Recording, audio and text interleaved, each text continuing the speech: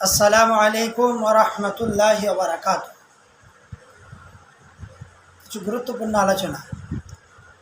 আমাদের প্রথম কিবলা ছিল মসজিদুল আকসা। দ্বিতীয় কিবলা হলো কাবায়ে বাইতুল্লাহ। কেমন করে হলো তার কিছু আলোচনা।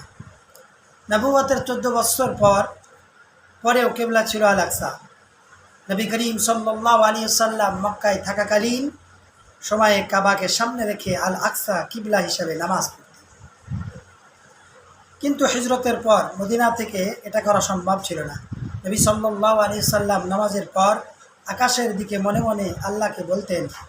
কাবা সম্পর্কে নবী সাল্লাল্লাহু আলাইহি সাল্লামের সন্তুষ্টির জন্য আল্লাহ আয়াত নাজিল করলেন আর কাবাকে কেবলা ঘোষণা করলেন। আলহামদুলিল্লাহ। চিন্তা করে আল্লাহ নবী সাল্লাল্লাহু আলাইহি সাল্লাম মনে মনে আল্লাহর দিকে বলতেন। আল্লাহ তাবারক তাআলা তার রাসূলকে, তার পয়গম্বরকে সন্তুষ্ট করার জন্য কাবা ঘোষণা করে দিলেন মক্কায়, যেটা অবস্থিত। যে কাবা ঘরকে আমরা লক্ষ লক্ষ, সারা পৃথিবী থেকে লক্ষ লক্ষ মানুষ আমরা যেটাকে দেখতে যাই এবং সেখানে সাফা মারওয়া করি এবং কাবাকে তওয়াফ করি। আল্লাহ পাক আমাদের সকলকে সেই কাবা শরীফে তওয়াফ করার তৌফিক দান করুন। বলেন আমিন। আসসালামু আলাইকুম ওয়া রাহমাতুল্লাহি ওয়া বারাকাতুহু।